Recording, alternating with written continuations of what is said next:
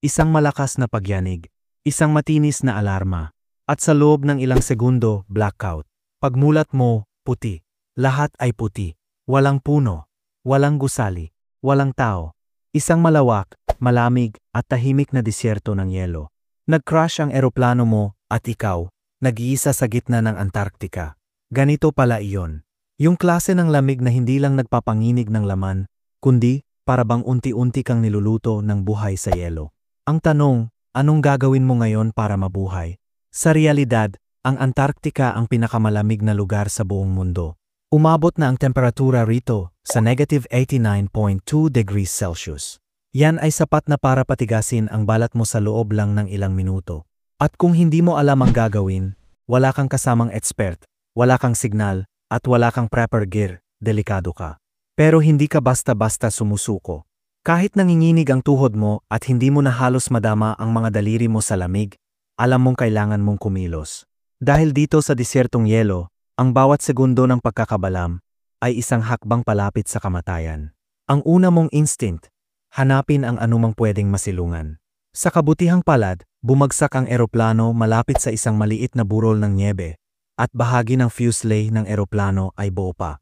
May ilang sirang upuan, nabasag na bintana, at mga bagahe ng mga pasaherong kasama mong wala ng buhay. Hindi mo na naiwasang mapaluhod. Hindi dahil sa lamig, kundi dahil sa bigat ng realidad. Ikaw na lang ang natira. Pero wala kang latsuri para umiyak. Kailangan mong mag-survive. Kaya sinimulan mong kalkalin ang mga bagahe. Naghahanap ka ng kahit anong makakatulong. Mantas, jackets, pagkain, lighter. Kahit flashlight na may konting battery. May nakuha kang protein bars, isang flare gun, at thermal blanket. Jackpot. Pero hindi pa ito sapat. Ang pagkain, sapat lang siguro para sa 2 araw. Ang tubig, walang malinaw na mapagkukunan, pero may yelo. Ang problema, kailangan mo itong tunawin. At para doon, kailangan mo ng apoy. At para makagawa ng apoy sa isang lugar, kung saan halos wala kang kahoy, yan ang tunay na challenge. Sinubukan mong gamitin ang lighter sa ilang foam at plastic mula sa sirang upuan. Umusok, nagliyab ng konti.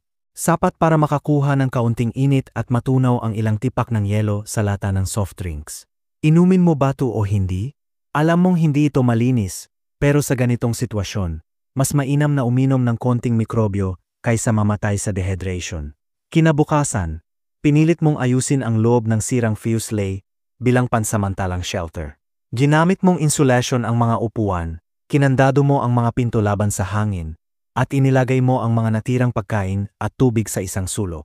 Ang bawat kilos mo ay sinusuong ang lamig na parang kutsilyong tumatagos sa kalamnan.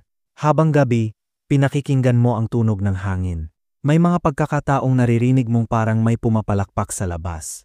Tao ba? Hayop? O ilusyon lang ng isang utak na nasa bingit ng frostbite? Hindi alam ng marami, pero may ilang hayop sa Antarctica, tulad ng mga penguin at seals. Pero kung malayo ka sa baybayin, ang posibilidad na makakita ng kahit anino ay halos wala. Pero ang tunay mong kalaban? Hypothermia. Kapag ang temperatura ng katawan mo ay bumaba sa 35 degrees Celsius, unti-unti nang bumabagal ang iyong pag-iisip, nawawala ang kontrol sa katawan. At sa mga huling yugto nito, may kakaibang phenomenon, paradoxical undressing. Yung mga biktima, biglang maghuhubad ng damit kahit nasa gitna ng napakalamig na lugar dahil pakiramdam nila ay mainit. At kapag nangyari iyon, katapusan na. Pero ikaw, pilit mong nilalabanan. 1 araw, 2 araw, 3 araw. Unti-unti nang naubos ang pagkain. Ang flare gun mo, hindi mo pa ginagamit. Dahil alam mong isang beses mo lang tumagagamit at dapat sa tamang oras. Sa ika-4 na araw, habang palubog ang araw, may narinig kang huming. Tumingala ka. Sa napakagandang twist ng kapalaran, may dumaang aircraft sa di kalayuan. Hindi mo alam kung nakita ka nila. Pero ito na ang pagkakataon mo. Ito na ang oras ng flare. Itinutok mo sa langit. Hinila mo ang gatilyo. Isang pulang liwanag ang lumipad pataas. Nagtama ang iyong pag-asa at ang kulay ng flare. Parehong mainit sa paningin. Parehong puno ng pag-asa. Tahimik. Tumatakbo ang ilang segundo na parang 1 oras. Hanggang sa di kalayuan, narinig mong pabalik ang tunog. Lumiliko ang aircraft. May nakakita. Hindi mo mapigilang mapahiyaw. Hindi dahil tapos na ang laban, kundi dahil kahit gaano kabagsik ang kalikasan, may kakayahan ang tao na lumaban, mag-isip at manatiling buhay. Sa totoo lang, napakaliit ng survival rate kapag na-crash ka sa gitna ng Antarctica. Pero sa kwento mong ito, hindi ka lang basta nabuhay. Naniwala ka na kahit sa gitna ng yelo, may pag-asa pa ring magliyab.